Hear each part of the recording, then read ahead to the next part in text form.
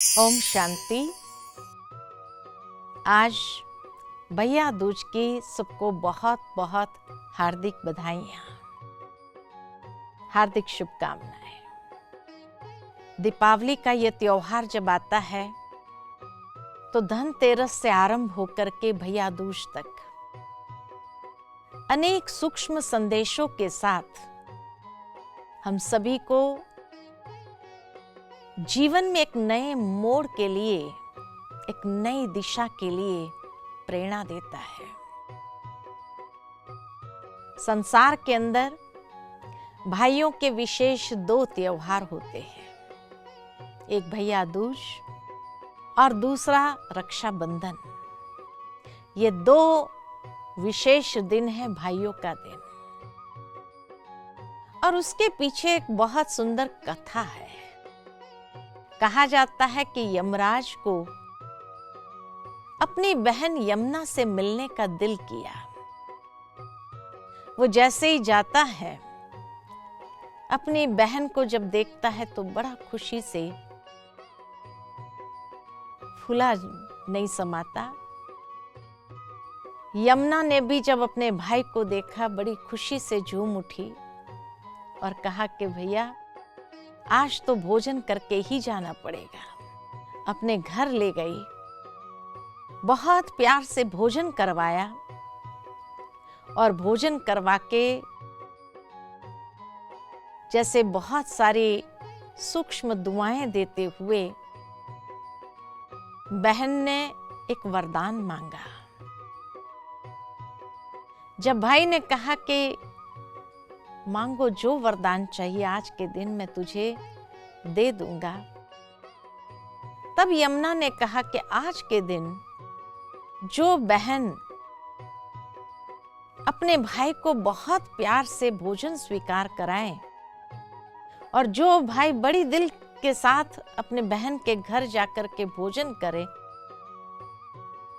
उनको कभी यमराज ले जा नहीं सकता है। आज के दिन तुम ऐसे किसी भी भाई के प्राण नहीं लेना,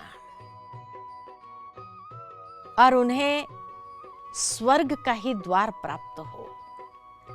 यमराज ने भी इस बात के लिए वायदा दिया और वायदा देकर के यही कहा कि ठीक है बहन, आज के दिन जो भाई अपने बहन के घर जाएगा, प्यार से भोजन स्वीकार करेगा, यमुना में स्नान करेगा, उन भाइयों का प्राण मैं कभी नहीं लूंगा।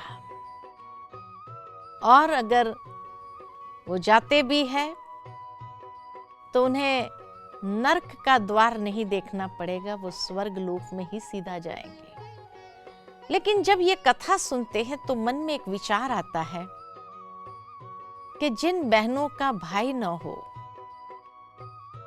उसका क्या, या जिन भाइयों की बहनें न हो उसका क्या, या जो बहनें देश में रहती हो, भाई परदेश में रहता हो, विदेश में रहता हो, वो तो भोजन करने आ ही नहीं पाएगा, तो उनका क्या होगा। वास्तव में देखा जाता है तो परमात्मा जब इस संसार में आते हैं तो हम सब आत्माएं उसकी संतान होने के नाते भाई भाई है, एक ही पिता के संतान है। शारीरिक रीति से अगर देखा जाए तो हम सभी आपस में एक परिवार के सदस्य है, भाई बहन है। भावार्थ ये कि यमराज जब अपनी बहन यमुना के पास जाता है और बहुत प्यार से भोजन स्वीकार करता है, भावार्थ यही है कि जहां भाई हर बहन को, समाज की हर नारी को, हर कन्या को अपनी बहन के रूप में स्वीकार करे, ऐसी पवित्र दृष्टि अपनाए और प्यार से उनके जीवन की रक्षा करे, ऐसे भाई जब बहन के पास भोजन भी करते हैं तो ये गम ही नहीं रहता कि हमारी कोई बहन नहीं है, जहां वो हर कन्या को अपनी बहन के रूप में ही स्वीकार कर ले और इस तरह से एक वसुधैव कुटुंबकम की भावना को जागृत करे। कहा जाता है कि इस दिन पर विशेष बहनें भाई को टीका देती है, अर्थात ये टीका कोई स्थूल टीके की बात नहीं है, आत्मिक स्वरूप का टीका देती है कि हे भाई, तुम ये देह नहीं हो, लेकिन इस देह के अंदर एक बहुत सुंदर आत्मा हो, बहुत ऊंचा भाव है। आत्मिक स्वरूप का टीका देना अर्थात आत्मिक जागृति ले आना कि तू भी आत्मा है, मैं भी एक आत्मा हूं, हम दोनों एक परमात्मा की संतान हैं। साथ ही साथ प्यार से भोजन स्वीकार कराना। भोजन वास्तव में है ज्ञान का भोजन, ज्ञान अमृत है और इसीलिए ज्ञान का भोजन जब स्वीकार करती है आत्मा, तब वो अमरत्व का वरदान प्राप्त करती है। तो इसीलिए ये ज्ञान का नवेद स्वीकार करें और उसके बाद हर भाई मन के अंदर ये दृढ़ संकल्प ले कि समाज की हर कन्या, हर नारी बहन स्वरूप है और उस बहन की इज्जत की रक्षा करना हमारा कर्तव्य है। इस तरह के दृढ़ संकल्प में प्रतिबद्ध होता है,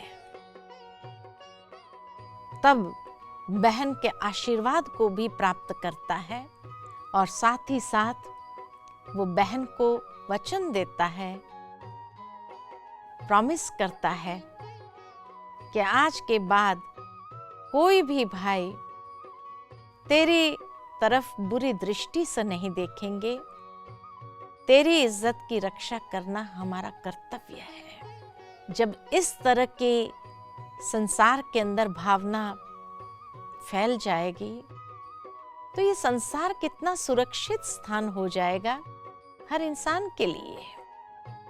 कितना प्यार से हम इस संसार के अंदर जी सकेंगे, निर्भय होकर के जी सकेंगे और मर्यादा पूर्ण रहते हुए हर बहन भी इस प्रतिज्ञा को स्वीकार करे कि हम अपने जीवन के अंदर मर्यादाओं का कभी उल्लंघन नहीं करेंगे।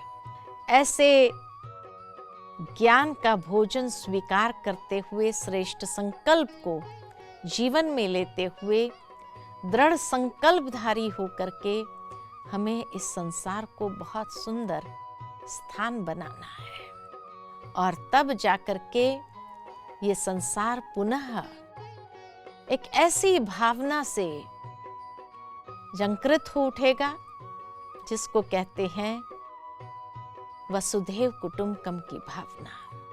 और इस तरह से आत्मिक दृष्टि के साथ, आत्मिक वृत्ति के साथ, आत्मिक भावना के साथ एक दूसरे के साथ व्यवहार करें, एक दूसरे के समीप आए, एक दूसरे का ध्यान रखते हुए हम नित्य जीवन के अंदर आगे बढ़े।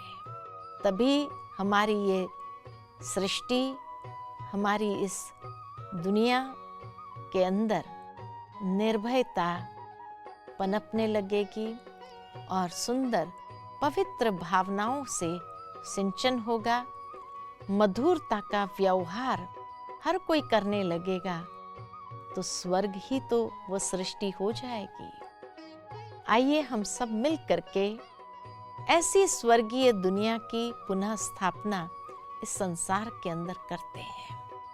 ये जागरण सदा हम करें। इस दिन पर जैसे कहा जाता, नए वस्त्र को धारण करना स्थूल वस्त्र की बात नहीं है, लेकिन आत्मा नए चोले को धारण करते हुए हमेशा उस भावना को इस संसार में प्रवाहित होने देते हैं। तो इस तरह भैया दूज का ये बहुत सुंदर त्योहार हम सभी मिलकर के मनाएं और सुंदर भावनाओं के साथ हमेशा आगे बढ़ते जाएं। ओम शांति।